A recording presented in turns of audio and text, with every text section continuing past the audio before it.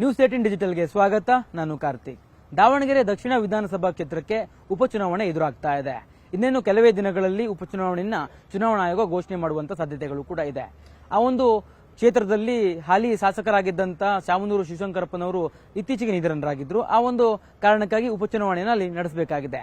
ಹಾಲಿ ಕಾಂಗ್ರೆಸ್ ಪಕ್ಷ ರಾಜ್ಯದಲ್ಲಿ ಅಧಿಕಾರದಲ್ಲಿದ್ದಂತ ಪಕ್ಷದ ಶಾಸಕರೇ ನಿಧನರಾಗಿರುವಂತಹ ಕಾರಣಕ್ಕಾಗಿ ಆ ಒಂದು ಕ್ಷೇತ್ರವನ್ನ ಗೆಲ್ಲೇಬೇಕಾದಂತ ಪ್ರತಿಷ್ಠೆಯೂ ಕೂಡ ಕಾಂಗ್ರೆಸ್ ಪಕ್ಷದ ಮೇಲಿದೆ. ಈಗಾಗಲೇ ಡಿಸಿಎಂ ಡಿಕೆ ಶಿವಕುಮಾರ್ ಅವರು ಕೆಪಿಸಿಸಿ ಅಧ್ಯಕ್ಷರು ಕೂಡ ಇರುವಂತಹ ಕಾರಣಕ್ಕಾಗಿ ಉಪಚುನಾವಣೆಯನ್ನ ಗೆಲ್ಲೋದಕ್ಕೆ ಸಾಕಷ್ಟು ಪ್ರಯತ್ನಗಳನ್ನ ಪಡ್ತಿದ್ದಾರೆ. ಸಂಘಟನಾತ್ಮಕವಾಗಿ ಸಾಕಷ್ಟು ಈಗಾಗಲೇ ಅಲ್ಲಿ ಉಸ್ತುವಾರಿಗಳನ್ನು ಕೂಡ ನೇಮಕ ಮಾಡಿದ್ದಾರೆ. ಇದು ಒಂದು ಭಾಗ ಆದ್ರೆ, ಈ ಒಂದು ದಾವಣಗೆರೆ ದಕ್ಷಿಣ ವಿಧಾನಸಭಾ ಕ್ಷೇತ್ರ ಏನಿದೆ, ಈ ಒಂದು ಕ್ಷೇತ್ರವನ್ನ ಅಲ್ಲಿ ಯಾರು ಅಭ್ಯರ್ಥಿ ಆಗಬೇಕು ಅನ್ನುವಂತ ನಿಟ್ಟಿನಲ್ಲಿಯೂ ಕೂಡ ಕಾಂಗ್ರೆಸ್ನಲ್ಲಿ ಸಾಕಷ್ಟು ಚರ್ಚೆಗಳು ಶುರುವಾಗಿದ್ದಾವೆ. ಪ್ರಮುಖವಾಗಿ ಇತ್ತೀಚೆಗೆ ಬೆಳವಣಿಗೆ ಏನಪ್ಪಾ ಅಂತಂದ್ರೆ, ಜಮೀರ್ ಅಹಮದ್ ಖಾನ್ ಮುಸ್ಲಿಂ ಸಮುದಾಯವನ್ನ ಪ್ರತಿನಿಧಿಸುವಂತ ಸಚಿವ ಅಂತ ಹೇಳ್ಬೋದು. ಯಾಕೆಂದ್ರೆ ಇತ್ತೀಚೆಗೆ ಮುಸ್ಲಿಂ ಸಮುದಾಯ ತನ್ನೆಲ್ಲ ಬೇಡಿಕೆಗಳನ್ನ ಜಮೀರ್ ಅಹಮದ್ ಅವರ ಮುಂದೆ ಹೆಚ್ಚಾಗಿ ಪ್ರಸ್ತಾಪ ಮಾಡುವ ಮೂಲಕವಾಗಿ ಸರ್ಕಾರದ ಮನಮುಟ್ಟುವ ಹಾಗೆ, ಸರ್ಕಾರಕ್ಕೆ ಒಂದು ವಿನಂತಿಯನ್ನು ಮಾಡಿಕೊಳ್ಳುವ ಹಾಗೆ ಮಾಡ್ಕೊಳ್ತಾರೆ.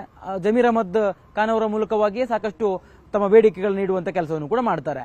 ಅದೇ ಕಾರಣಕ್ಕಾಗಿ ಜಮೀರ್ ಅಹಮದ್ ಅವರನ್ನ ಇತ್ತೀಚೆಗೆ ದಾವಣಗೆರೆ ದಕ್ಷಿಣ ಭಾಗದ ಮುಸ್ಲಿಂ ಸಮುದಾಯದ ಕೆಲವೊಂದಿಷ್ಟು ನಾಯಕರು ಭೇಟಿಯನ್ನ ಮಾಡಿದ್ರು.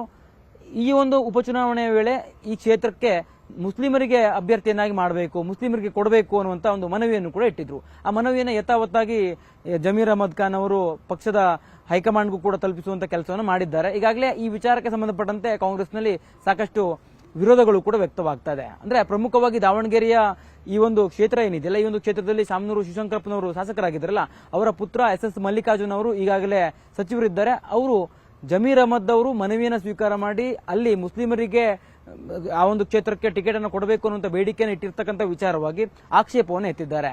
ತಮ್ಮದೇ ಕುಟುಂಬಕ್ಕೆ ಈ ಒಂದು ಕ್ಷೇತ್ರದ ಟಿಕೆಟ್ ಅನ್ನು ಕೊಡಬೇಕು ಅನ್ನುವಂತ ಬೇಡಿಕೆ ಎಸ್ ಮಲ್ಲಿಕಾರ್ಜುನ ಅವರದಾಗಿದ್ರೆ, ಮುಸ್ಲಿಂ ಸಮುದಾಯಕ್ಕೆ ಅಲ್ಲಿ ನ್ಯಾಯವನ್ನು ಒದಗಿಸಬೇಕು. 2023 ಚುನಾವಣೆಯ ವೇಳೆ ಸ್ವತಃ ಶಾಮನೂರು ಶಿವಶಂಕರಪ್ಪನವರೇ ಅಲ್ಲಿ ಬಹಿರಂಗವಾಗಿ ಹೇಳಿದ್ರು, ಮುಂದಿನ ಚುನಾವಣೆಯ ವೇಳೆ ಮುಸ್ಲಿಮರಿಗೆ ಟಿಕೆಟ್ ಅನ್ನು ಕೊಡಿಸಿ ನಾನೇ ಗೆಲ್ಸ್ಕೊಂಡು ಬರ್ತೇನೆ ಅನ್ನುವಂತ ರೀತಿಯಲ್ಲಿ ಅವರು ಮಾತನ್ನ ಕೊಟ್ಟಿದ್ರು. ಅದರಂತೆ ಈಗ ಉಪಚುನಾವಣೆ ಎದುರಾಗ್ತಾ ಇದೆ. ಆ ಒಂದು ಚುನಾವಣೆಯ ವೇಳೆ ನಮ್ಮ ಸಮುದಾಯದ ಅಭ್ಯರ್ಥಿಯನ್ನಾಗಿ ಘೋಷಣೆ ಮಾಡಬೇಕು, ನಮ್ಮ ಸಮುದಾಯದವರಿಗೆ ಆ ಒಂದು ಟಿಕೆಟ್ ಅನ್ನ ಕಾಂಗ್ರೆಸ್ ಇಂದ ಕೊಡಬೇಕು ಅನ್ನುವಂತ ಬೇಡಿಕೆಯನ್ನು ಇಟ್ಟಿದ್ದಾರೆ. ಈ ವಿಚಾರವಾಗಿ ಈಗಾಗಲೇ ಸ್ವತಃ ಎಸ್ ಮಲ್ಲಿಕಾರ್ಜುನ್ ಅವರು ಕೂಡ ಪರೋಕ್ಷವಾಗಿ ಜಮೀರ್ ಅಹಮದ್ ಖಾನ್ ಅವರ ವಿರುದ್ಧ ಬೇಸರವನ್ನು ಹೊರಹಾಕಿದ್ರೆ, ಜಮೀರ್ ಅಹಮದ್ ಖಾನ್ ಸಹಿತ ಆ ವಿಚಾರಕ್ಕೆ ಸಂಬಂಧಪಟ್ಟಂತೆ ಪ್ರತಿಕ್ರಿಯೆಯನ್ನು ಕೂಡ ಕೊಟ್ಟಿದ್ದಾರೆ. ನ್ಯಾಯವನ್ನ ಕೇಳ್ತಾ ಇದೆ ನಮ್ಮ ಸಮುದಾಯ, ಆ ಕಾರಣಕ್ಕಾಗಿ ನಾನು ಅವರ ಬೇಡಿಕೆ ಏನಿದೆ ಅದೆಲ್ಲವನ್ನು ಕೂಡ ಹೈಕಮಾಂಡ್ ಮುಂದೆ ಇಡ್ತೇನೆ, ಹೈಕಮಾಂಡ್ ನಿರ್ಧಾರವನ್ನು ತೆಗೆದುಕೊಳ್ಳೋದು, ನಾನಲ್ಲ ಟಿಕೆಟ್ ಕೊಡೋದು ಅನ್ನುವಂತ ರೀತಿಯಲ್ಲಿ ಅವರು ಮಾಧ್ಯಮಗಳಿಗೆ ಹೇಳಿಕೆಯನ್ನು ಕೂಡ ಕೊಟ್ಟಿದ್ದಾರೆ. ಒಟ್ಟಾರೆಯಾಗಿ ಪಂಚರಾಜ್ಯದ ಚುನಾವಣೆಯ ವೇಳೆ ಈ ಒಂದು ದಾವಣಗೆರೆ ದಕ್ಷಿಣ ಕ್ಷೇತ್ರಕ್ಕೆ ಉಪಚುನಾವಣೆ ಎದುರಾಗುವಂತ ಸಾಧ್ಯತೆ ಇರತಕ್ಕಂಥ ಕಾರಣಕ್ಕಾಗಿ ಪಕ್ಷವನ್ನ ಗೆಲ್ಲಿಸಿಕೊಂಡೇ ಬರಬೇಕು ಅನ್ನುವಂತ ನಿಟ್ಟಿನಲ್ಲಿ ಕಾಂಗ್ರೆಸ್ ಅಧ್ಯಕ್ಷರಾಗಿರುವಂತಹ ಡಿಕೆ ಶಿವಕುಮಾರ್ ಅವರು ಸಾಕಷ್ಟು ಪ್ರಯತ್ನ ಪಡ್ತಿದ್ದಾರೆ. ಇನ್ನೊಂದು ಕಡೆ ಬಣ ಬಡಿದಾಟ ಶುರುವಾಗುವಂತಹ ಸಾಧ್ಯತೆಗಳು ಕೂಡ ದಟ್ಟವಾಗಿದ್ದಾವೆ. 80,000ಕ್ಕೂ ಹೆಚ್ಚು ಮುಸ್ಲಿಂ ಮತಗಳಿರುವಂತಹ ಕಾರಣಕ್ಕಾಗಿ ಮುಸ್ಲಿಮರು ಅಲ್ಲಿ ಟಿಕೆಟ್ ಅನ್ನ ಕೇಳ್ತಾ ಇದ್ದಾರೆ. ಅವರು ಕಾಂಗ್ರೆಸ್ ಪಕ್ಷದಲ್ಲೇ ನಮಗೆ ಟಿಕೆಟ್ ಅನ್ನು ಕೊಡಬೇಕು ಅನ್ನುವಂತ ಒಂದು ಬೇಡಿಕೆಯನ್ನು ಕೂಡ ಇಟ್ಟಿದ್ದಾರೆ. ಆದ್ರೆ ಎಸ್ ಮಲ್ಲಿಕಾರ್ಜುನ್ ಅವರು ತಮ್ಮದೇ ಕುಟುಂಬದ ಈ ಒಂದು ಟಿಕೆಟ್ ಬೇಕು ಅನ್ನುವಂತ ಬೇಡಿಕೆಯನ್ನ ಇಟ್ಟಿದ್ದಾರೆ ಅಂತಲೂ ಕೂಡ ಹೇಳಲಾಗ್ತಾ ಇದೆ. ಜೊತೆಗೆ ಅವರು ಈಗಾಗಲೇ ಆ ವಿಚಾರವಾಗಿ ಬಹಿರಂಗವಾಗಿಯೂ ಕೂಡ ಹೇಳಿಕೆಯನ್ನ ಕೊಟ್ಟಿದ್ದಾರೆ. ಈ ಒಂದು ಇಬ್ಬರು ನಾಯಕರ ನಡುವೆ, ಅಂದ್ರೆ ಇಬ್ಬರು ಸಚಿವರ ನಡುವಿನ ಈ ಶೀತಲ ಸಮರ ಏನಿದೆಯಲ್ಲ, ಇದು ಕಾಂಗ್ರೆಸ್ಗೆ ಉಪಚುನಾವಣೆಯಲ್ಲಿ ಹಿನ್ನಡೆಯನ್ನ ತರುವಂತ ಸಾಧ್ಯತೆಗಳು ಕೂಡ ಇರ್ತಕ್ಕಂಥದ್ದು. ಆ ಒಂದು ದೃಷ್ಟಿಕೋನವನ್ನು ಇಟ್ಕೊಂಡು ಕಾಂಗ್ರೆಸ್ ಹೈಕಮಾಂಡ್ ಯಾವ ರೀತಿಯ ನಿರ್ಧಾರವನ್ನು ತೆಗೆದುಕೊಳ್ಳುತ್ತೆ ಅನ್ನುವಂಥದ್ದನ್ನ ಕಾದು ನೋಡಬೇಕು. ಜೊತೆಗೆ ಬಿಜೆಪಿಯು ಕೂಡ ದಾವಣಗೆರೆ ದಕ್ಷಿಣ ಕ್ಷೇತ್ರವನ್ನ ಗೆಲ್ಲೋದಕ್ಕೆ ಸಾಕಷ್ಟು ಪ್ರಯತ್ನಗಳನ್ನ ಪಡ್ತಾ ಇದೆ. ಇದರ ನಡುವೆ ಕಾಂಗ್ರೆಸ್ ತನ್ನದೇ ಶಾಸಕರ ನಿಧನದಿಂದಾಗಿ ತೆರವಾಗಿರುವಂತಹ ಕಾರಣಕ್ಕಾಗಿ ಉಪಚುನಾವಣೆಯನ್ನ ಗೆಲ್ಲೇಬೇಕಾದಂತಹ ಪ್ರತಿಷ್ಠೆಯು ಕೂಡ ಅವ್ರ ಮೇಲಿದೆ.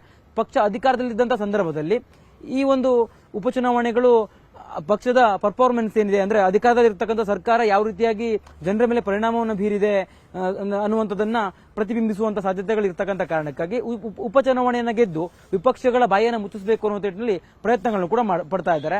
ಇದೆಲ್ಲದರ ನಡುವೆ ಈಗ ಜಮೀರ್ ಅಹಮದ್ ಖಾನ್ ಮತ್ತು ಎಸ್ ಮಲ್ಲಿಕಾರ್ಜುನ್ ಅವರ ನಡುವೆ ನಡೀತಾ ಇರತಕ್ಕಂಥ ಶೀತಲ ಸಮರ ಯಾವ ರೀತಿಯ ಮುಂದೆ ಬೆಳವಣಿಗೆಯನ್ನು ಪಡೆದುಕೊಳ್ಳುತ್ತೆ, ಯಾರು ಟಿಕೆಟ್ ಅನ್ನು ಪಡೆದುಕೊಳ್ಳೋದ್ರಲ್ಲಿ ಯಶಸ್ಸನ್ನು ಗಳಿಸಿಕೊಳ್ತಾರೆ ಅನ್ನುವಂಥದ್ದನ್ನು ಕೂಡ ಕಾದು ನೋಡಬೇಕಾಗಿದೆ. ಕ್ಯಾಮರಾ ಪರ್ಸನ್ ವಿಶ್ವನಾಥ್ ಜೊತೆ ಕಾರ್ತಿಕ್, ನ್ಯೂಸ್18 ಕನ್ನಡ, ಬೆಂಗಳೂರು.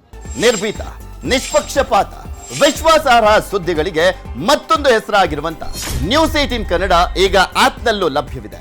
ದಯವಿಟ್ಟು ಇಲ್ಲಿರುವ QR ಕೋಡ್ ಅನ್ನ ಸ್ಕ್ಯಾನ್ ಮಾಡಿಕೊಂಡು ಆಪ್ ಅನ್ನ ಡೌನ್ಲೋಡ್ ಮಾಡೋದಕ್ಕೆ ಮರಿಬೇಡಿ. ನಿಮ್ಮ ಬೆಂಬಲ ಹೀಗೆ ಸದಾ ನಮ್ಮೊಂದಿಗಿರಲಿ. ಧನ್ಯವಾದ.